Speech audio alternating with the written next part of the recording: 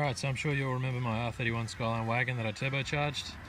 Well, the manual transmission that it had was a naturally aspirated transmission, and it didn't seem to hold the power too well, so I've kind of blown it up and it's time for a new transmission. So I just went this morning and picked up the last two pieces, the MX7 manual turbo tail shaft and a Crossmember to adapt from the R31 body to an MX7 transmission, thanks to Arvin at RB Garage for that. And yeah, so now I just got to drop fluids, pull the tail shaft, drop the crossmember, undo all the bell housing bolts, remove the shifter and pull the transmission out, and remove the slave cylinder. So yeah, I'm just going to get into that. Hopefully I'll get the transmission out in about an hour or two, and then by tomorrow I should be able to have the new transmission in. So yeah, let's get to it. Alright, so we're under the car now, so we're just going to start by undoing this drain plug and releasing all the fluid.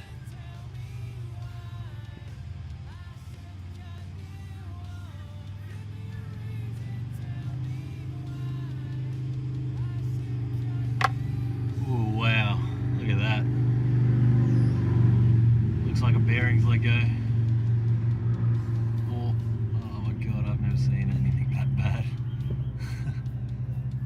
I'm sure you guys heard the clunk of a piece of metal landing in the bucket just then.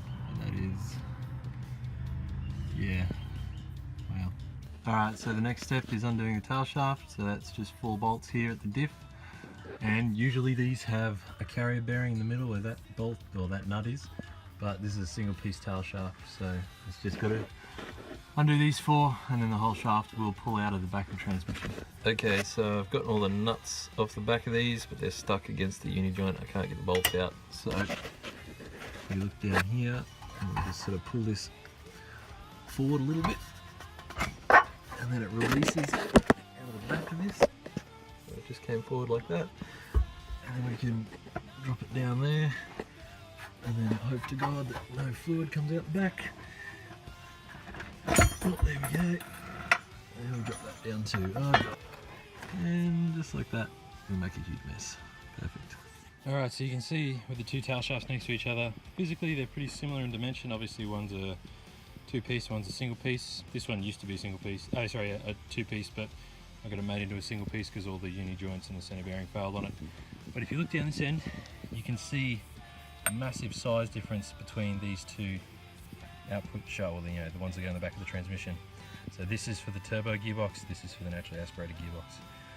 So yeah, this will end up in my drift car most likely, and I just give this a light sand, clean it up so it doesn't destroy the seal, and that one will do until I can afford to replace it with a single piece like this one. And yeah, what do you reckon, Bonnie? You good?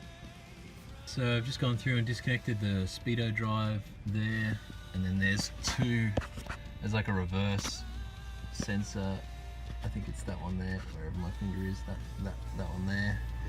And then there's another one up here. I guess that's neutral or something. I don't know, but they're 2 switches, and you just unplug the wires. And then I fed the harness back to here, so it's out of the way. I also unplugged the slave cylinder, which is that one there, which was in these 2 holes here. So now that that's all undone, I can take these transmission wings off. So there's one here and one on the other side, and then all of the bell housing bolts can come out. After that is the shifter. Well, I should probably do the shifter inside the car first, then all the bell housing bolts, then the cross member, and then the whole transmission can come out. Alright, so shift removal in these cars is fairly easy. You take this center console piece off, it was around there. I got a super sweet custom gear boot and CNC machined or lathe and milled gear knob. We did at TAFE. So anyway, you rip this off, pull the gear boot off. Then there's 6 screws around the edge of this that covers this up, and then these 2 that hold this plastic trim on. I don't think I'm going to take the trim off. I think I'm just going to undo it, pull this metal cover off, pull the rubber boot off, and then there's some Circlips inside holding this gear stick in, and I'll show you how to pull those out. And then pretty much that's it. The whole transmission's ready to come out the bottom. Alright, so this decided to be a bit of a pain, so I had to take the whole center console out and got all the screws out. Now, this gear boot itself, they're really hard to get original ones because it's so old, everything just breaks and it disintegrates. So this one I think is out of like a Pintara or maybe a Skyline, I can't remember. And then this part here is off of like a TX5 old school Ford thing. but I found at the wreckers one day and it seemed to fit pretty well. And then turns out joining two bits of rubber together is actually really hard. So I drilled holes through it and put a bunch of washers on some rivets and then glued it. And it seemed to be working pretty well actually. So, I mean, it's kind of delicate, but it's fine for like shifting gears and stuff. It doesn't seem to worry it too much. So with any luck, I'll be able to use this again. And yeah, good luck to anyone else who tries to make this, because I doubt you could ever get another one of these quite easily. But anyway, let's get it off and get this transmission shifter out. Alright, so now that boot is off, there's another boot here, and this one just peels off from around the transmission shifter housing.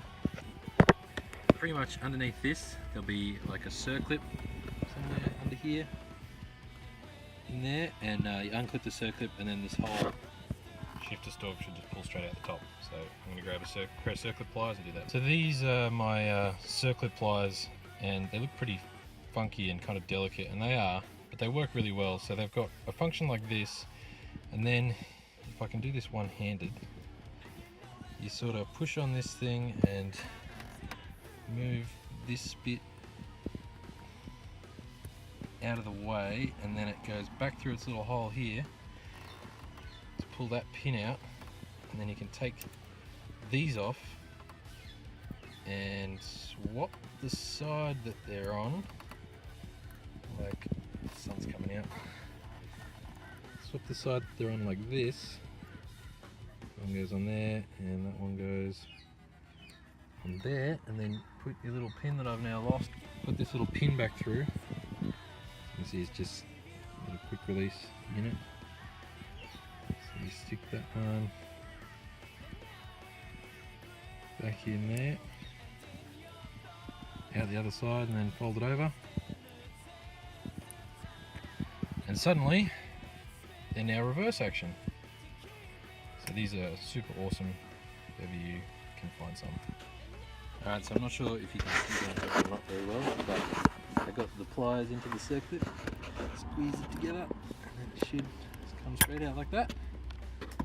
And then should be able to pull on this, and it all comes out.